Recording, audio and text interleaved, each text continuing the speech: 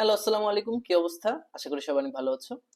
এই ভিডিওতে আমরা কি করব, নামপাই রিলেটেড যত কিছু আমার অপারেশন আছে, যত একদম খুঁটিনাটি বেসিক্স যা কিছু আছে সবকিছু আমরা জানার ট্রাই করব।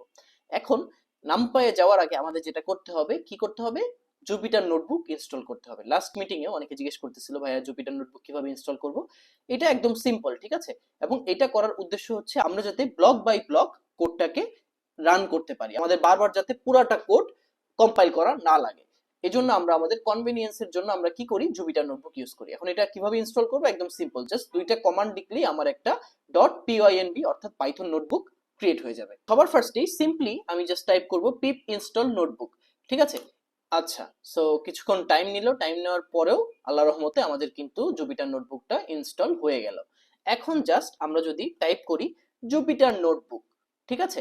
এখন এটা এন্টার দিলে অটোমেটিক আমার কিন্তু একটা ফোল্ডার ক্রিয়েট হয়ে গেছে। এখন এখানে আমি জাস্ট নিউ একটা ফাইল ক্রিয়েট করি পাইথন 3 দিয়ে, তাহলে দেখা যাবে আমার একটা জুপিটার নোটবুক .pynb একটা ফাইল ক্রিয়েট হয়ে গেছে। এখন আমি যেটা করতে পারি, এই ফাইলটার নাম চেঞ্জ করে আমি জাস্ট যদি numpy modules ডট ipynb দিয়ে দিই, রিনেম করে দিই, তাহলে কিন্তু আমার ফাইলটার নাম চেঞ্জ হয়ে গেল। এখন এখানে কিন্তু আমরা ব্লক বাই ব্লক কোড করতে পারবো।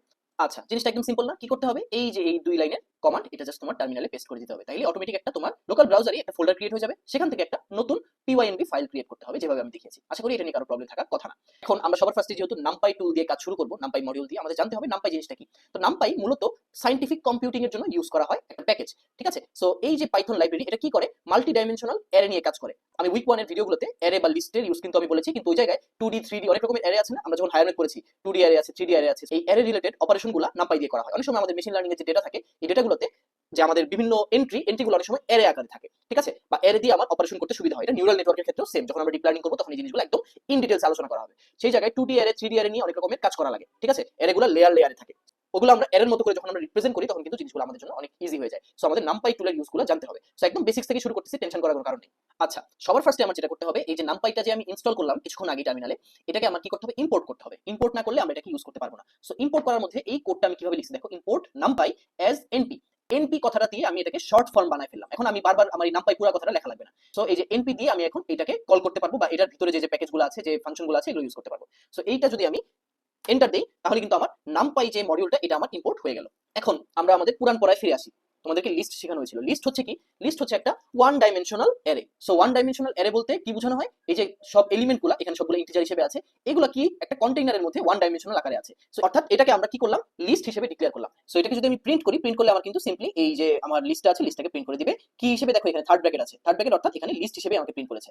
এখন এই যে জুপিটার ইন্টারফেসটা যে আমি ইউজ করতেছি, এখানে কয়েক রকমের রান আছে, ঠিক আছে? আমি যদি এক একটা করে ব্লক সিলেক্ট করে এই জায়গায় আমি রান দিই, তখন সিঙ্গেল এই যে শুধু এই সেলটা রান হবে। আর টোটাল আমি যদি পুরোটাকে রান দিতে চাই, তখন এই যে দেখো এই যে দুইটা যে প্লে বাটন আছে, এটাতে যদি আমি কার্সরটা নিয়ে যাই, কি লেখা, রিস্টার্ট দি কার্নেল, এখানে পুরোটা কার্নেল অর্থাৎ সবগুলো সেল আবার রান হবে। এখানে আমাকে রিস্টার্ট চাপ দিলে দেখো কি হবে, একদম ফার্স্ট সেল থেকে শুরু করে এতক্ষণ পর্যন্ত যে কোডগুলো লিখছি সবগুলো এখানে রান হয়ে যাবে, ঠিক আছে? সো এই দুই রকমের রান আছে আর কি। আমি চাইলে এই যে প্রতিটা সেল একটা একটা করে আলাদা করে রান দিয়ে চেক করতে পারি, অথবা আমরা সবগুলো সেল একসাথে রান দিতে পারি, ঠিক আছে? এই জিনিসটা আশা করি বুঝতে পারছো। আচ্ছা, এতক্ষণ পর্যন্ত আমরা কিন্তু নরমাল লিস্ট, যেটা এর আগে পাইথনের যে লিস্টটা ছিল বিল্ট ইন, ওইটা নিয়ে কথা বলছি। নামপাই যে আমরা ইম্পোর্ট করছি এনপি, এটা কিন্তু আমরা ইউজই করিনি, এখন করব। বাট ফার্স্টলি তোমাদের প্রশ্ন থাকতে পারে, ভাই এই যে ঝামেলাটা করা কি দরকার ছিল, নামপাই ছাড়াই তো কাজ চলতেছিল, লিস্ট দিয়ে আমরা অনেক রকম কাজ করতে পারতেছিলাম। এখানে একটা কাহিনী আছে, ঠিক আছে?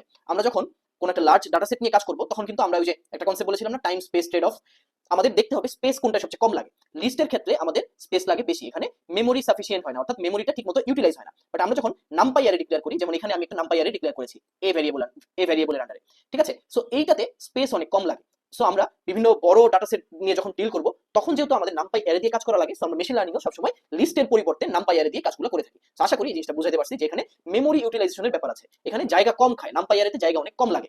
এখানে সেম কাজটা আমি কি করতেছি, NP dot array. NP dot array হচ্ছে একটা বিল্ট ইন ফাংশন, কিসের আন্ডারে, নামপাই মডিউলের আন্ডারে। এখন আমি যখন এটাকে প্রিন্ট দিব, অটোমেটিক কি হবে, আমার এটা 1D অ্যারে লেখা উঠবে, তারপর এই যে এই জিনিসটা প্রিন্ট হয়ে যাবে, ঠিক আছে? 2D অ্যারে আমরা পড়ছি না ম্যাট্রিক্সের ক্ষেত্রে, রো আর কলাম। সো এটা হচ্ছে একটা রো, ঠিক আছে? এটা হচ্ছে আরেকটা রো, এটা হচ্ছে 2D অ্যারে, এখানে রো কলাম আকারে থাকবে। যখন আমরা হায়ার ম্যাথে ম্যাট্রিক্স পড়েছি, এই ম্যাট্রিক্স জিনিসটাই হচ্ছে ultimately 2D array. 3D array হইতে পারে, এখানে কি এই যে দেখো এখানে জিনিসগুলো দেখো কেমন কমপ্লেক্স, তিনটা থার্ড ব্র্যাকেট। তো আমাদের অনেক সময় আমাদের যে ডেটাগুলা 3D আকারে থাকে, ঠিক আছে? তো তখন আমাদের 3D আর ইউজ করতে হয়। এখন এই কোডটাই যদি আমি বা এই সেলটাই যদি আমি রান দিই, তাহলে কি হবে, আমার অ্যারেগুলো কিন্তু প্রিন্ট করে দিবে। দেখো 1D অ্যারে কিভাবে প্রিন্ট হয়েছে, জাস্ট একটা থার্ড ব্র্যাকেটের মধ্যে। 2D অ্যারে কিভাবে প্রিন্ট হয়েছে, দুইটা থার্ড ব্র্যাকেটের মধ্যে, ঠিক আছে? 3D অ্যারে কিভাবে প্রিন্ট হয়েছে, তিনটা থার্ড ব্র্যাকেটের মধ্যে। সো একটা সুবিধা হচ্ছে কি, আমরা জাস্ট 1D 2D 3D আমাদের ইচ্ছা মতো আমরা কিন্তু এখানে ডিক্লেয়ার করতে পারি, বাট এটা লিস্টের ক্ষেত্রে জিনিসটা অনেক প্রবলেম হইতে হবে, ডিক্লেয়ার করা যাইতো না। প্লাস এটা হচ্ছে মেমোরি সাফিসিয়েন্ট, অর্থাৎ এখানে আমাদের জায়গা অনেক কম লাগতেছে এইটুকু ডিক্লেয়ার করতে বা অপারেশনগুলো করতে, ঠিক আছে?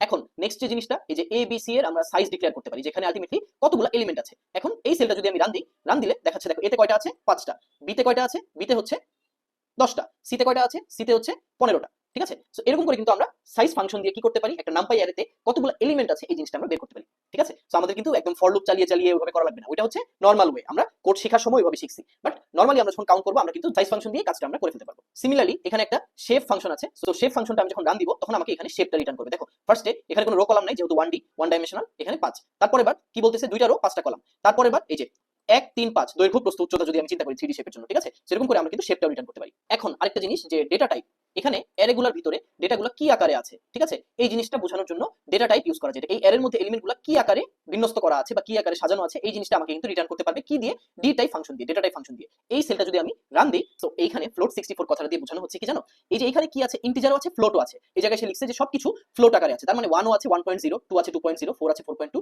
তাহলে সবকিছু আমার ফ্লোট আকারে আছে, ঠিক আছে? আর আরেকটা জিনিস 64 দিয়ে এখানে মেইনলি বোঝানো হচ্ছে যে 64 বিট দিয়ে বোঝানো হচ্ছে যে এটা কম্পিউটারে 64 বিট মেমোরি জায়গা নিয়ে আছে, ঠিক আছে?